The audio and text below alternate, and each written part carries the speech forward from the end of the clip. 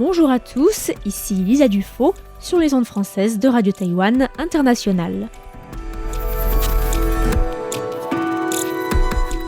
C'est l'heure de la revue Asie-Pacifique, une sélection de sujets d'actualité alternée d'émissions thématiques sur l'Asie-Pacifique.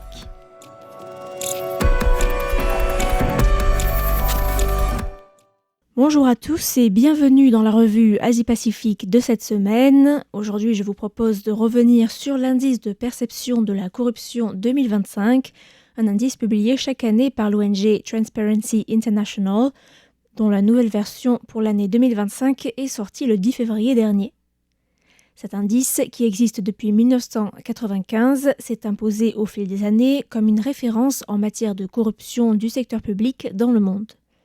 L'ONG, qui est basée en Allemagne, mesure ainsi chaque année les niveaux de corruption dans le secteur public dans 182 pays et territoires à l'aide de 13 sources de données externes, y compris de la Banque mondiale, du Forum économique mondial, de groupes de réflexion et d'entreprises privées de risque et de consulting, afin de prendre en compte les points de vue d'experts et de personnes issues du monde de l'entreprise. L'indice fonctionne sur une échelle de 0 à 100, sachant que le niveau de corruption baisse au fur et à mesure que l'on s'approche de 100. Avant de nous intéresser plus en détail à la région Asie-Pacifique, on peut noter quelques tendances mondiales, à savoir tout d'abord que la moyenne internationale est en baisse.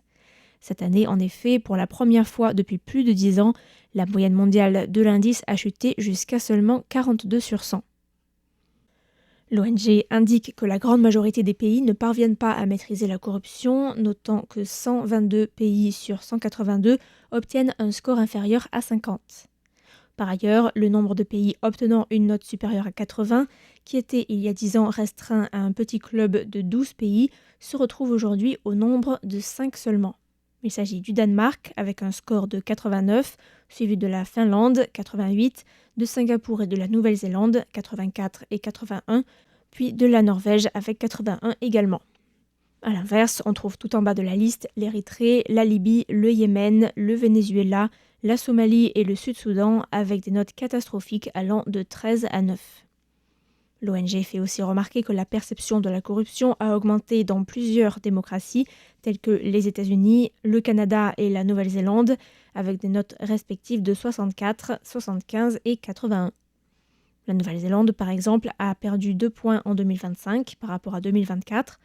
La France, quant à elle, a perdu 1 point et enregistre une forte chute depuis plusieurs années avec une courbe en dents de scie qui a vu son score passer de 72 en 2022 pour atteindre les 66 l'année dernière, la faisant passer à la 27e place du classement.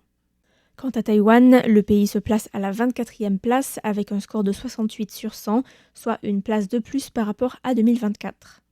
On peut ajouter que le score de Taïwan augmente de manière assez constante depuis 2016, année de l'arrivée au pouvoir de l'ex-présidente Tsai Ing-wen, passant d'une note de 61 en 2016 à 68 en 2025.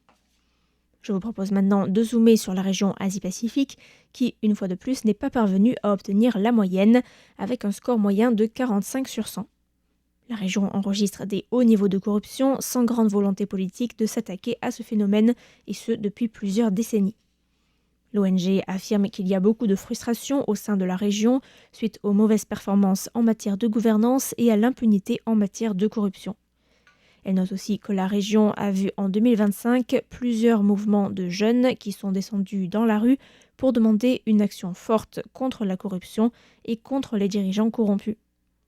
Sont notamment cités les Philippines avec un score de 32 sur 100, Philippines où a éclaté un scandale suite à des soupçons de détournement de fonds publics dans le cadre d'un faux projet de lutte contre les inondations. En septembre dernier, en effet, de nombreux Philippins sont descendus dans les rues pour la manifestation baptisée Trillion Peso March, une somme, environ 1,5 million d'euros, qui fait référence au montant perdu dans ce plus grand scandale de corruption du pays depuis 2013.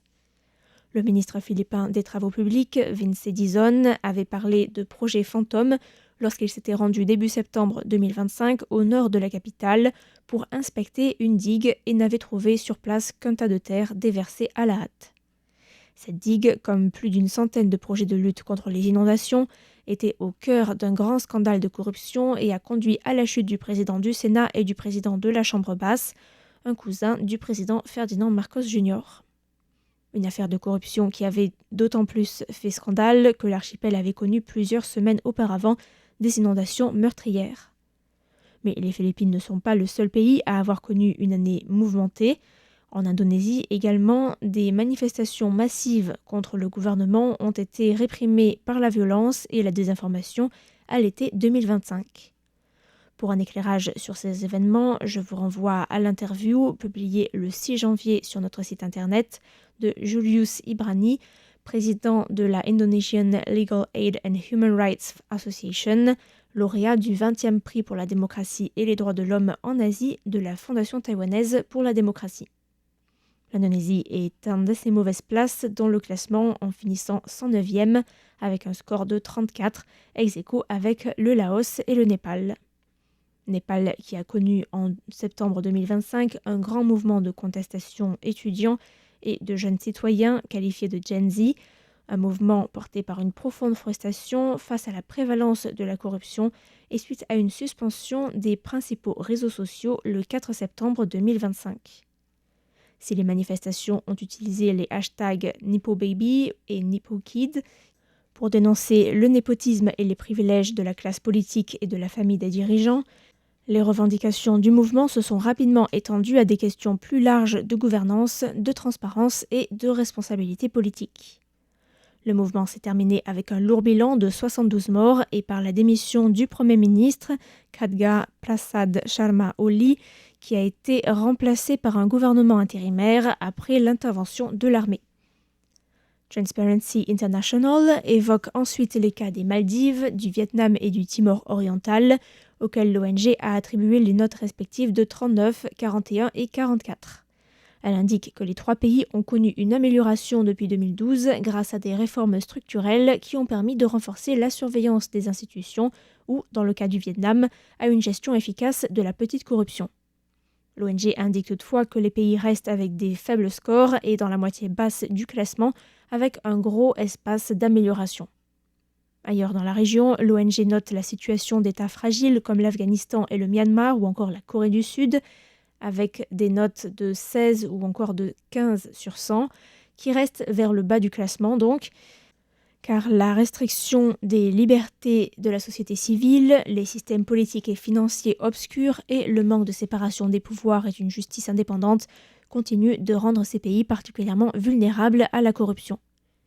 Notons que depuis 2012, 8 des 32 pays de la région Asie-Pacifique ont progressé de manière significative, à savoir le Bhoutan avec un score de 71 sur 100, le Brunei et le Laos avec des scores de 63 et 34. La Thaïlande et la Mongolie restent vers le bas de l'échelle avec des scores de 33 et 31, poursuivant ainsi la tendance régressive engagée depuis 2021. L'ONG note d'ailleurs que la Mongolie fait face depuis plusieurs années à un déclin de l'état de droit, de la responsabilité des dirigeants et à une restriction des libertés civiles. La majorité des pays de la région, à savoir 21 sur 31, ont obtenu un score inférieur à la moyenne mondiale de 42 sur 100, y compris l'Inde, le Bangladesh et l'Indonésie. Le Bangladesh est d'ailleurs presque tout en bas du classement avec une note de 24 sur 100.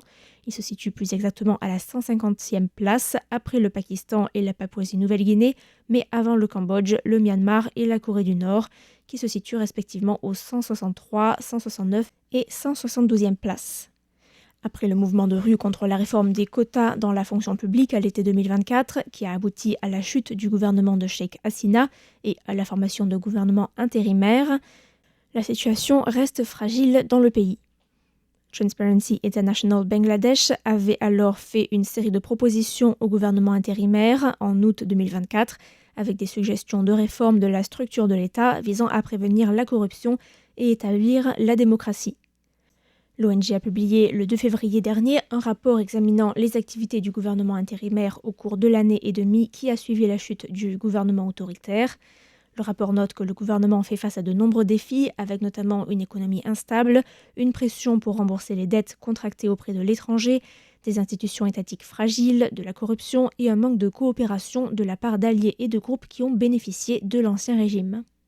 Ilham Mohamed, conseiller de Transparency International pour l'Asie-Pacifique, a expliqué que dans de nombreux pays de la région, la bonne gouvernance était sapée par une faible application de la loi, des dirigeants qui bénéficient souvent d'une impunité et l'opacité des financements publics. Il affirme toutefois qu'avec la jeunesse qui réclame une situation plus juste, les classes dirigeantes de ces pays pourraient, à l'aide de véritables réformes, reconstruire la confiance du public. Tout est question donc de volonté politique. Enfin, l'ONG appelle les pays à mettre en œuvre la nouvelle résolution des Nations Unies sur la prévention et la lutte contre la corruption, en améliorant la transparence du financement des partis et des candidats lors des campagnes électorales par exemple. Une résolution adoptée en décembre dernier dans le cadre de la conférence des États parties à la Convention des Nations Unies contre la corruption. C'était la revue Asie-Pacifique de cette semaine, présentée par Lisa Dufaux pour Radio Taïwan International. Merci pour votre écoute et à la semaine prochaine.